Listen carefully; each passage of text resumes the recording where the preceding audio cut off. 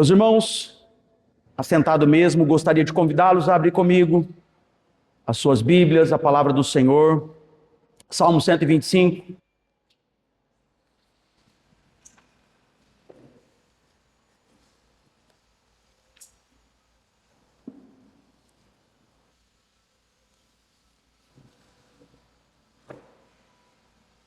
Salmo 125.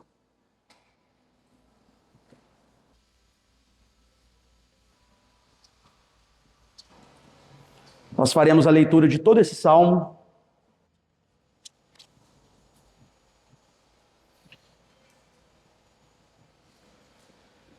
Salmo 125.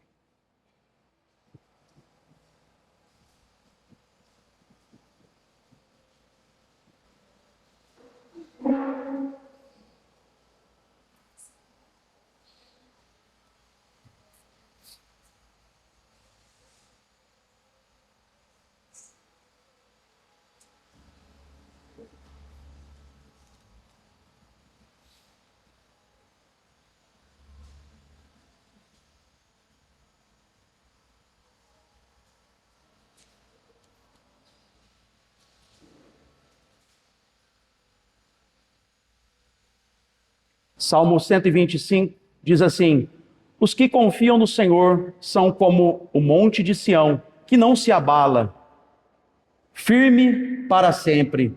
Como em redor de Jerusalém estão os montes, assim o Senhor está em derredor do seu povo, desde agora e para sempre. O cetro dos ímpios não permanecerá sobre a sorte dos justos, para que o justo não estenda a mão à iniquidade. Faze o bem, Senhor, aos bons e aos retos de coração. Quanto aos que se desviam para sendas tortuosas, levá-los-á o Senhor juntamente com os malfeitores. Paz sobre Israel. Senhor, nós estamos aqui, ó Deus, diante da Tua palavra, a Tua palavra que é santa, a Tua palavra que é verdadeira, a Tua palavra que é fiel, ó Deus. E nós sabemos, ó Deus, que a nossa confiança, ela está no Senhor, ó Deus. Mesmo que nós vivemos em tempos, ó Deus, onde as pessoas confiam em tudo, nos seus bens, na sua posição, nas pessoas, menos no Senhor, ó Deus. Mas nós, ó Deus, estamos aqui para dizer que nós confiamos inteiramente no Senhor, ó Deus. Sabendo que o Senhor, ó Deus, é como os montes de Sião. Nós somos como os montes de Sião, porque nós confiamos no Senhor, ó Deus, e nós não nos abalaremos diante das dificuldades, assim como diz o salmista, Pai. Nos ensina, ó Deus, a cada dia a confiar no Senhor, ó Deus, a depositar no Senhor a nossa confiança. Isso nós te pedimos em nome de Jesus. Amém. Meus irmãos, nos últimos sermões, nós temos olhado para a realidade do povo de Deus, o povo de Israel, e como muitas vezes o povo foi tentado a confiar, ora no templo, ora na cidade, ora nos muros, e muitas vezes se esquecer de confiar no Senhor. E como também ao longo da história, a humanidade também foi tentada a isso, a confiar em tudo, no Estado, na política, nos governantes, nas pessoas, e deixar de confiar no Senhor. E a gente tem falado como ao longo da história nós temos muitas vezes visto isso, como as pessoas têm deixado de confiar no Senhor. Em 1755 aconteceu uma história que retrata muito bem isso também. Lisboa era uma das maiores cidades da Europa e talvez também uma das mais bonitas da Europa. E na manhã do dia 1º de novembro daquele mesmo ano, as igrejas estavam lotadas. Na cidade haviam milhares de pessoas para as festividades religiosas. Então, de repente, a terra começou a tremer. Isso ficou conhecido como o Sismo de Lisboa. Um grande terremoto que aconteceu em Lisboa. O terremoto foi tão violento que edifícios e igrejas desabaram. E muitas pessoas correram para lugares abertos, às margens do rio Tejo, pensando, achando que ali estariam seguras. Mas de repente veio uma grande onda. E para completar a tragédia, um grande incêndio. Em poucas horas, meus irmãos, aquilo que parecia sólido, seguro, havia desmoronado. E mais de 40.000 pessoas perderam as suas vidas. E a tragédia, ela deixou uma pergunta que continua atual para nós. Existe alguma coisa realmente segura quando aquilo que parecia firme começa a desabar? O que é seguro diante de um cenário como este? O que é seguro quando as nossas estruturas começam a abalar e aquilo que a gente confia começa a desmoronar? Seja o dinheiro, seja a posição social, sejam as pessoas que nós confiamos. Nós também construímos a nossa segurança nas coisas que muitas vezes se abalam, que não são seguras. Seja o emprego, seja o dinheiro, seja a nossa saúde, seja a nossa família, sejam os planos que nós traçamos há anos, sejam as instituições, sejam elas religiosas ou políticas. Muitas dessas coisas realmente são boas, porque foram criadas por Deus. Mas nenhuma dessas coisas pode oferecer a estabilidade que nós realmente precisamos, seja na nossa vida aqui na terra, a nossa vida material, seja também na nossa vida espiritual. Basta, meus irmãos, uma notícia, basta uma crise, basta um diagnóstico negativo, e aquilo que parecia muitas vezes sólido, seguro, começa a tremer e começa muitas vezes a ruir.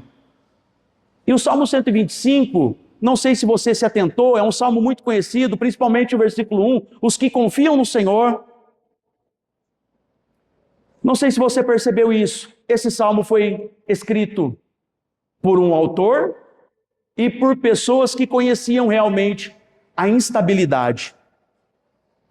Esse salmo ele pertence aos cânticos que nós conhecemos como cânticos de subida, entoados por peregrinos a caminho de Jerusalém. Enquanto essas pessoas subiam as regiões montanhosas da Judéia, eles avistavam Jerusalém cercada pelos seus montes. E aquela paisagem, meus irmãos, se transformava em um ensinamento prático.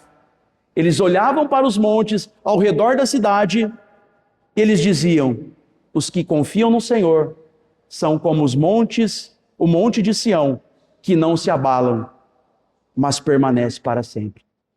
Olha só, a visão deles era um ensinamento prático.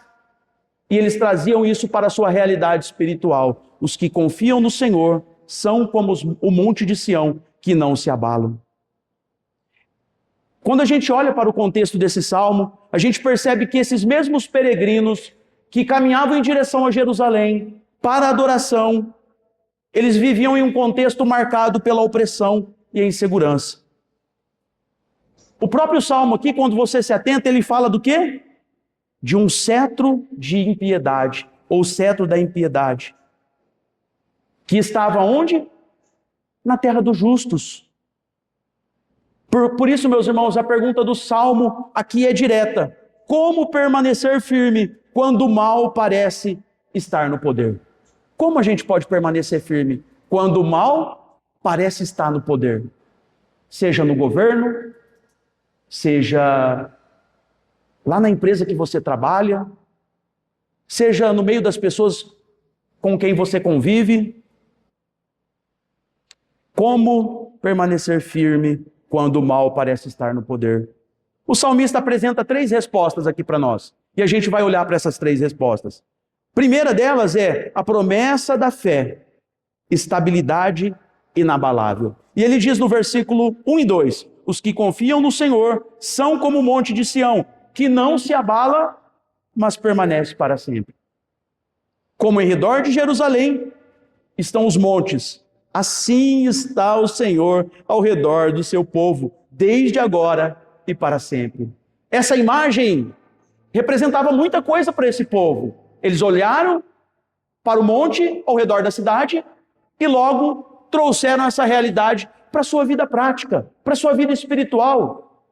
Ou seja, a cidade está segura porque ela é cercada por montes. E como eu disse anteriormente aqui já, essa cidade foi escolhida estrategicamente por Davi no seu tempo, justamente porque era uma cidade fortificada, cercada por montes. E aí o salmista traz isso para a realidade espiritual do povo. Os que confiam no Senhor são como os montes de Sião, são como o monte de Sião, que não se abala, mas permanece para sempre. Como em redor de Jerusalém estão os montes, assim o Senhor está ao redor do seu povo. Como o monte de Sião está ao redor de Jerusalém, o Senhor está ao redor do seu povo. Ou seja, o Senhor nos guarda, o Senhor nos protege, o Senhor está conosco nos momentos mais difíceis da nossa vida. O Senhor está conosco e nós podemos ter segurança, nós estamos seguros justamente por isso. O Salmo começa então, meus irmãos, com essa declaração simples, mas profunda para o nosso coração. Os que confiam no Senhor são como o monte de Sião. E a expressão aqui, os que confiam, descreve uma característica contínua. Não está falando aqui de alguém que confiou em um momento e deixou de confiar. Quando você olha para o original, ele tem essa conotação de algo contínuo. Alguém que permanece firme nesta fé inabalável. O salmista está falando para pessoas aqui e de pessoas que têm a sua vida marcada justamente pela dependência do Senhor. E Calvino, quando ele olha para esse texto, ele faz uma observação importante aqui. E que essa expressão contém uma exortação à firmeza na fé. Nossa instabilidade aparece quando deixamos de fixar nossa mente no socorro do Senhor. É justamente nesse momento que a nossa fé começa a se abalar. A nossa fé começa a fraquejar. Quando nós deixamos de fixar a nossa mente no socorro do Senhor. Que o Senhor é o nosso socorro bem presente na hora da angústia, como diz o Salmo 46 também. Que o Senhor é como o monte de Sião. E que os que confiam no Senhor são como o monte de Sião, que não se abalam. O salmista aqui, meus irmãos, ele não promete ausência de sofrimento. Ele promete permanência. Então, a realidade que o salmista está descrevendo aqui não é uma realidade onde existe a ausência de sofrimento. Não. O povo conhecia o que era instabilidade, o que era opressão. O salmista fala aqui do cetro da impiedade. Então, não é ausência de sofrimento, mas é permanência. Permanência em quê? E no quê? Permanência no Senhor. Mesmo que nós estejamos passando pelo momento mais sombrio da nossa vida, mais difícil para a nossa fé, nós continuamos permanecendo firmes no Senhor, confiando no Senhor. E quando nós olhamos para essa realidade geográfica, que são os montes, a montanha, ela enfrenta chuva, ela enfrenta vento, tempestade. Mas a realidade desta montanha é alterada pela chuva, pelo vento, pela tempestade? Não, ela continua no seu lugar, inabalável. Independente do clima, independente da situação, os montes, as montanhas continuam inabaláveis. E essa é a realidade daquele que confia no Senhor. Independente das circunstâncias, a sua fé continua inabalável. Então não significa que ele não enfrenta problema, dificuldade, mas significa que mesmo no problema, na dificuldade, na adversidade, ele continua crendo no Senhor. Assim também ocorre com quem está firmado no Senhor. Talvez alguma área de sua vida, meus irmãos, esteja tremendo hoje. Eu não sei qual área, você sabe muito bem. A pergunta do Salmo é simples. Onde está o peso da sua confiança? E todos nós confiamos em alguma coisa. Essa é a grande verdade. Todos nós confiamos em alguma coisa, seja na nossa capacidade, Não, eu tenho habilidade de resolver problemas, resolver conflitos. Eu tenho essa habilidade, essa capacidade. Seja no planejamento, como eu disse, talvez você fez um planejamento para a sua vida, para até o final da sua vida. Seja nas pessoas, seja na sua própria reputação. Talvez você é uma pessoa popular, que conhece muitas pessoas, influente, e você confia na sua reputação. Na hora da dificuldade, eu tenho a minha reputação, as pessoas me conhecem. E as coisas até funcionam por um certo tempo, mas nenhuma delas pode sustentar o peso definitivo da nossa segurança.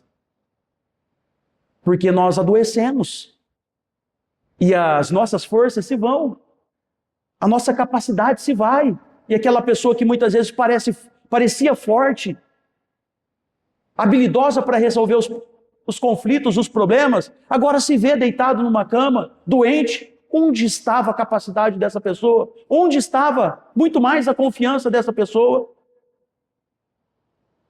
Tudo muda, a economia muda. E nós brasileiros podemos falar muito bem disso, né? A economia muda, os governos mudam, o emprego e também o nosso planejamento muitas vezes vão por água abaixo. As pessoas mudam e nos decepcionam. Aquela pessoa que parecia ser seu amigo, uma pessoa de confiança, e agora você percebe que você não deveria ter confiado naquela pessoa. Porque as coisas mudam. E o salmista aqui, meus irmãos, intencionalmente, ele aponta para outro fundamento, onde de fato a nossa segurança deve estar, onde a segurança do povo devia estar, e onde também a nossa segurança, cristãos do século 21, precisa estar. Os que confiam no Senhor são como o monte de Sião. E depois, aqui no texto surge uma segunda imagem.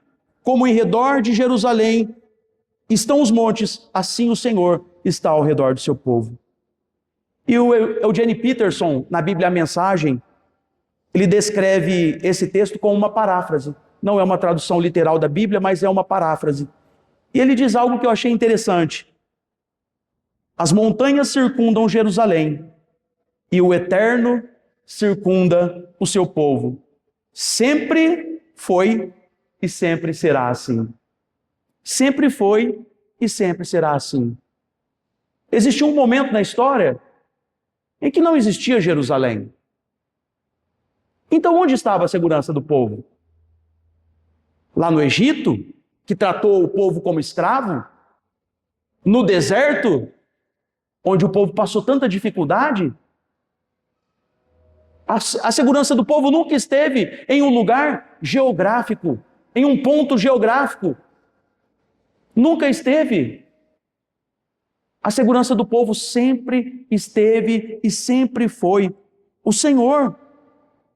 Sempre foi o Senhor. Os peregrinos podiam ver aquilo diante deles. Os montes cercavam Jerusalém. E a paisagem agora conduzia os peregrinos a pensar na realidade espiritual por trás daquilo que os seus olhos agora contemplavam. E Calvino, mais uma vez, descreve esses montes como uma espécie de muralha ao redor da cidade.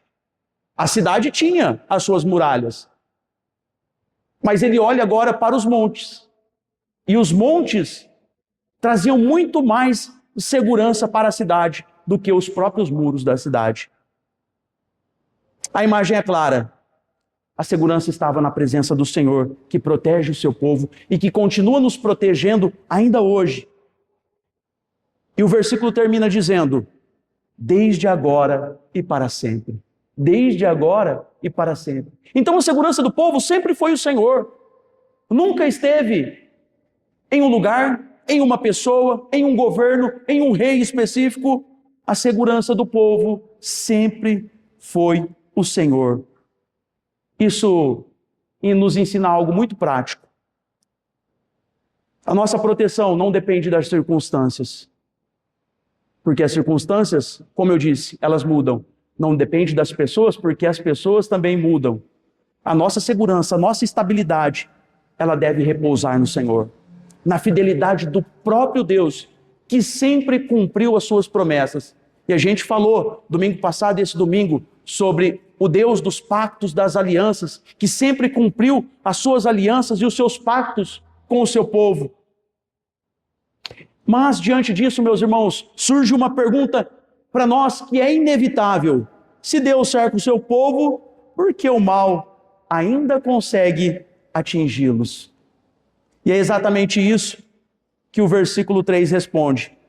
O problema da fé e a realidade do mal. Versículo 3: pois o cetro da impiedade não repousará sobre a herança dos justos, para que os justos não estendam as suas mãos para a iniquidade. O Salmo 125 é muito realista, meus irmãos. Existe um cetro da impiedade. Ou seja, existe o mal no meio do povo.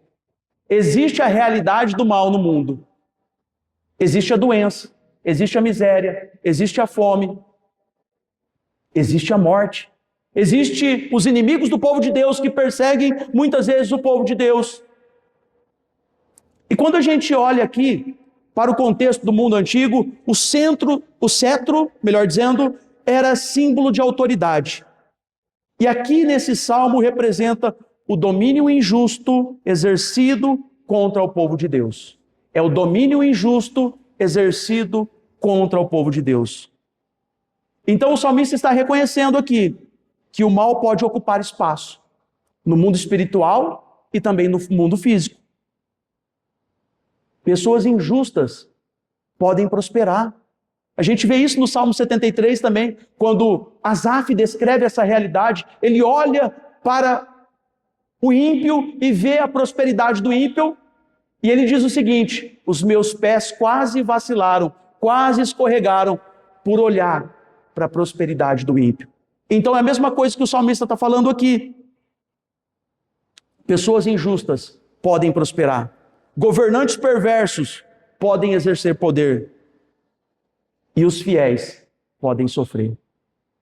Então não pense você que você é uma pessoa espiritual, que você ora todos os dias, que você jejua, que você lê a Bíblia, glória a Deus por isso, esse é o nosso dever como cristão, mas que isso vai te isentar do mal. Não vai. A gente vai sofrer nesse mundo. A gente vai, muitas vezes, padecer nesse mundo. Nós vamos enfrentar a doença. Nós vamos passar pelas necessidades. Nós vamos enfrentar a morte também na nossa família, de pessoas que nós amamos. Mas nós devemos continuar confiando no Senhor, como fala aqui o salmista. E Kidner, um autor, descrevendo esse texto, ele diz que o contexto do versículo como uma situação em que o mal parece dominar, enquanto os justos hesitam. Mas a afirmação principal aqui está no verbo não repousará. O governo dos ímpios não será perpétuo. Por mais que a gente olhe, e isso faz parte da nossa vida aqui no mundo, os ímpios exercendo poder, o justo sofrendo, essa realidade não será eterna e nem perpétua. O mal pode até agir, meus irmãos, mas ele não possui domínio absoluto. É o que a gente vê quando a gente olha para a vida de Jó, por exemplo. O mal, ele pode agir, mas ele não possui domínio absoluto. Até mesmo para provar o Filho de Deus, Satanás teve que pedir permissão para Deus, porque Deus tem controle sobre todas as coisas, Ele governa sobre todas as coisas. Então o mal, o inimigo das nossas almas, ele pode até agir, mas ele não tem domínio absoluto. E justamente por isso que Lutero, quando ele fala do diabo, ele fala que o diabo é como um cão na coleira de Deus. Ou seja, Ele só pode agir enquanto Deus permite. Ele só pode ir até onde Deus permite. Deus não, o diabo, melhor dizendo, ele não tem poder absoluto. O mal não tem poder absoluto. Isso chama atenção para o fato de que Deus continua soberano. Mesmo com o mal no mundo, Deus continua governando sobre todas as coisas. E mais uma vez é interessante e importante a gente olhar para a doutrina da providência, onde a gente percebe que Deus, ele governa sobre todas as coisas, ele coopera para que todas as coisas aconteçam de acordo com a sua vontade soberana e ele preserva todas as coisas. Ele preserva todas as coisas. Então, quando a gente olha, meus irmãos, para esse salmo, a gente percebe que o poder do mal é limitado pelo Senhor. Talvez você não saiba quando determinada provação terminará. A gente não pode dizer. Talvez a gente não compreenda por que Deus permitiu que ela começasse. A gente não sabe. A gente não conhece os desígnios de Deus. Mas o texto, ele nos oferece uma certeza. Todas as dificuldades que nós passamos, as adversidades que nós enfrentamos neste mundo, não estão fora do governo de Deus. Por isso é importante a gente olhar para essa doutrina tão profunda que é a doutrina da providência. O versículo ainda explica o propósito desse limite, para que os justos não estendam as suas mãos para a iniquidade. Aqui aparece o cuidado pastoral de Deus em relação à nossa vida, em relação à nossa própria alma. A provação não ameaça apenas o nosso conforto. Ela ameaça também, muitas vezes, a nossa integridade. Porque quando nós sofremos injustiça, nós somos tentados a responder de que forma? Com injustiça também, não é verdade? Quando a nossa espera se torna difícil e a gente não vê mais saída, os atalhos começam a parecer mais atraentes. Eu vou buscar um atalho, porque no caminho convencional eu não estou encontrando uma saída, uma solução. Quando obedecer custa caro, o pecado começa a parecer justificável. Deus vai me entender. É muita dificuldade que eu estou atravessando. A minha provação é muito grande. Então Deus vai me entender. A tentação maior é pensar, se fazer o certo não está funcionando, talvez eu precise fazer o errado. Quantas pessoas pensam assim quando olham para os governantes do nosso país, do nosso tempo, quando olham para as injustiças do nosso mundo, para a corrupção do nosso mundo? Se fazer o certo não está funcionando, então a saída é fazer o errado. O salmista conhece esse perigo muito bem. Então, justamente por isso, que ele descreve aqui que Deus é a nossa confiança, não somente pelo fato de trazer conforto para nós, mas porque também Deus quer preservar a nossa alma desse risco e desse perigo. Por isso, ele mostra que Deus, ele limita a provação também para preservar o seu povo moralmente, para que a gente não caia nessa tentação de achar que fazer o bem não está dando certo, então eu vou fazer o mal, eu vou ceder ao pecado que tenazmente me assedia. E Calvino, mais uma vez aqui, ele afirma que Deus modera as adversidades para que os seus servos não sejam vencidos pelo desespero e levados à impiedade. Então Deus está preservando o seu povo. Deus está preservando a nossa alma para que nós não cedamos à impiedade, à perversidade. A pergunta então deixa de ser apenas: quando isso vai terminar? E passa a ser também: como eu devo permanecer fiel enquanto isso não termina? Como eu devo permanecer fiel enquanto essa prova, essa luta, essa dificuldade não termina? E é essa pergunta que nos conduz agora aos versículos 4 e 5. E o terceiro ensinamento do salmista, o caminho da fé. e a escolha ética. Versículo 4 e 5. Faze o bem, ó Senhor, aos bons e aos que são retos de coração. Mas, quanto aos que se desviam para os seus caminhos tortuosos, o Senhor os levará com os que praticam o mal. Paz sobre Israel. Paz sobre Israel. Depois de declarar a confiança, o salmista agora reconhece a realidade do mal, então ele ora: faze o bem, ó Senhor, aos bons e aos que são retos de coração. Os bons e os retos de coração aqui descrevem aqueles cuja vida é orientada pela vontade de Deus. Esses que são os retos e bons de coração. Não são aqueles que não pecam, não é isso, mas aqueles que, mesmo em meio à realidade do pecado, da adversidade, escolheram confiar no Senhor. A fé do versículo 1 agora aparece na conduta do versículo 4.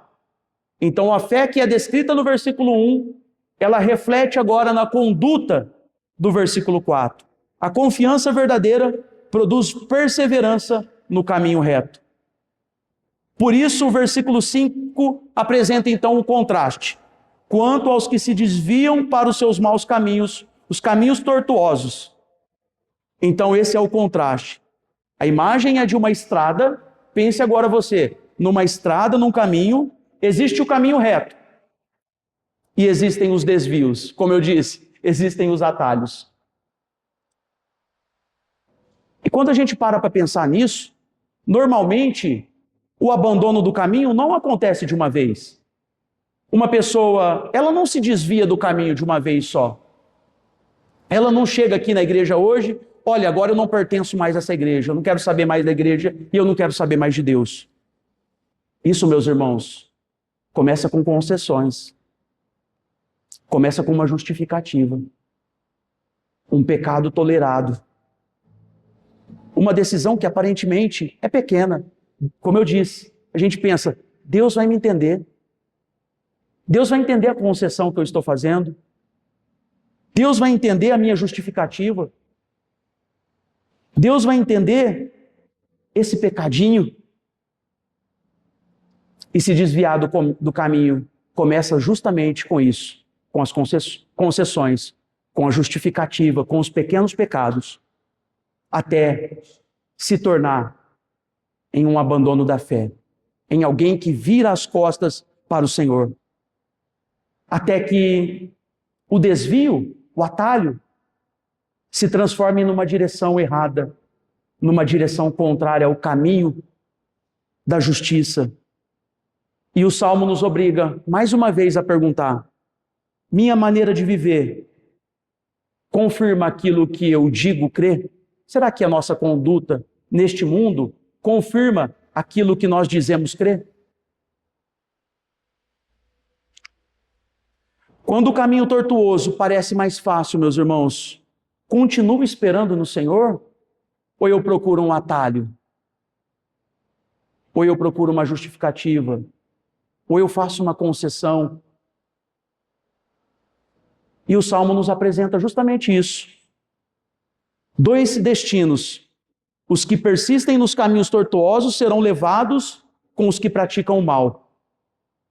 Mas a última palavra do Salmo é outra. Não sei se você percebeu aí, o Salmo termina com paz sobre Israel. Shalom. Mais do que a ausência de conflito, a palavra comunica plenitude e bem-estar debaixo das bênçãos de Deus. Não existe bem-estar, vida boa, sem a presença do Senhor. Paz sobre Israel. Shalom. Nós precisamos do shalom de Deus na nossa vida. Nós precisamos dessa paz que excede todo o entendimento. Por que ela excede todo o entendimento? Porque a paz no mundo depende da circunstância. Eu tenho paz quando eu tenho dinheiro, quando eu estou empregado, quando está tudo bem com a minha família. Mas basta um pequeno problema, eu perco a minha paz. Isso não é paz de fato. Isso não é a paz que a Bíblia nos apresenta. Justamente por isso, a paz que o Senhor nos dá é a paz que excede todo o entendimento. porque é a paz que vai na contramão do mundo. É a paz quando as coisas não estão bem, quando eu estou desempregado, mas que eu estou confiando no Senhor. Quando alguém na minha família está doente, mas eu continuo perseverando e confiando no Senhor. Esse é o shalom de Deus, a paz que excede todo o entendimento. O salmo começou com uma montanha, meus irmãos. Passou pelo cetro, mostrou 2 caminhos e terminou com paz. A mensagem do salmista aqui para nós é clara. Quem confia no Senhor permanece firme. Tem o shalom de Deus, tem a paz de Deus. Resiste ao mal sem se corromper e continua no caminho da retidão. Essa é a mensagem do salmista. E olhemos para Cristo agora, a partir do Salmo 125. Mas nós precisamos fazer uma pergunta.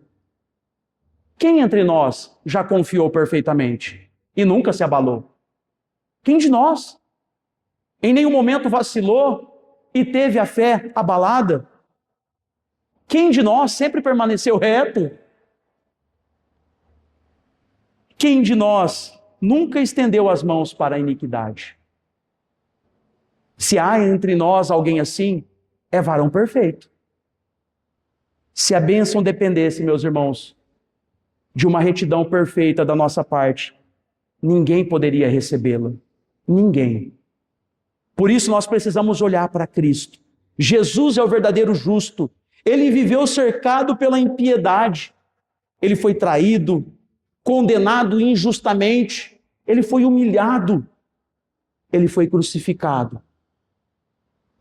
E quando o cetro da impiedade caiu sobre ele, Cristo permaneceu fiel.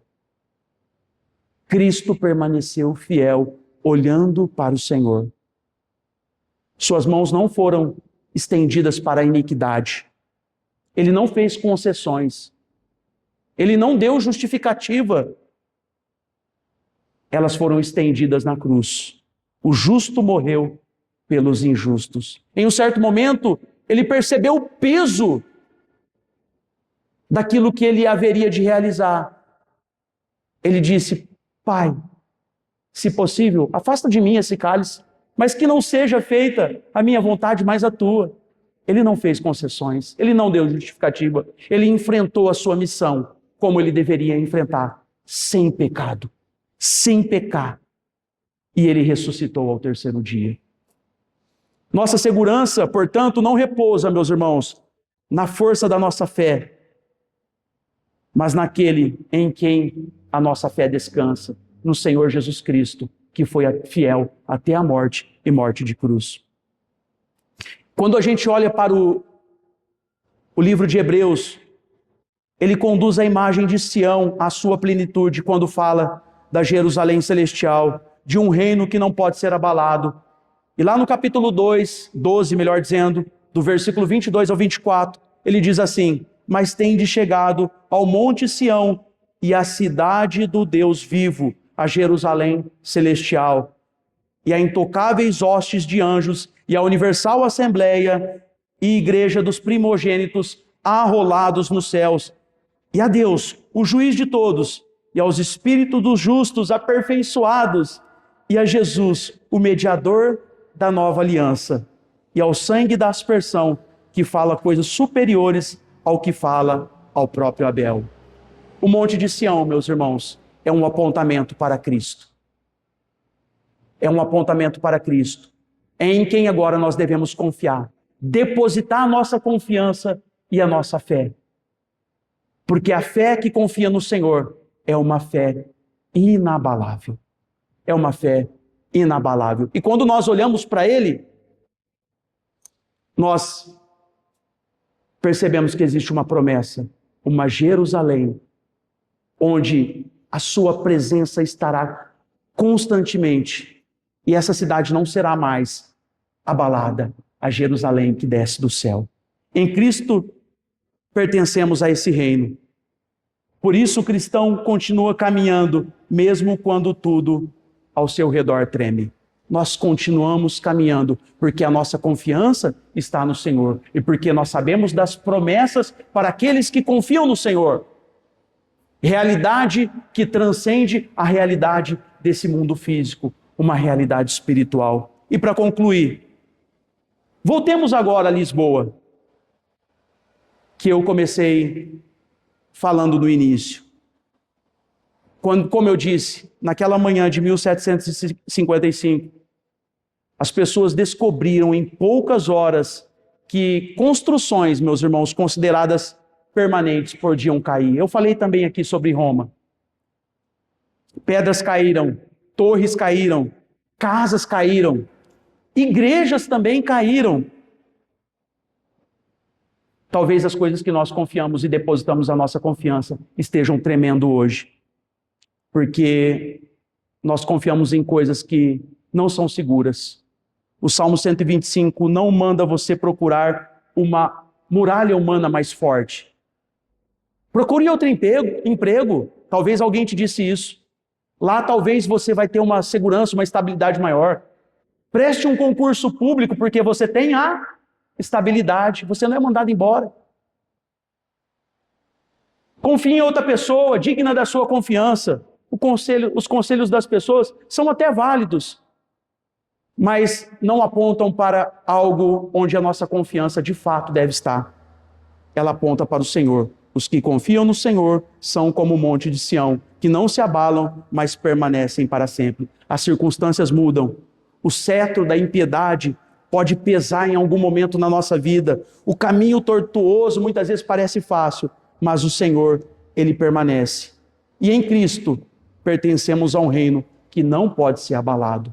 Mesmo que as dificuldades elas sobrevenham, esse reino não pode ser abalado.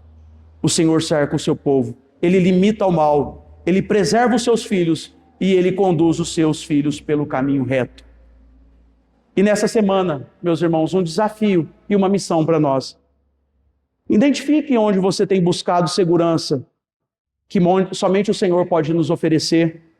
Quando a aprovação nos pressionar, e você for tentado a buscar o caminho tortuoso, permaneça na obediência do Senhor. Talvez isso vai te custar caro, perder algumas coisas, mas vai preservar o que você tem de mais precioso, que é a sua vida e o seu relacionamento com Deus.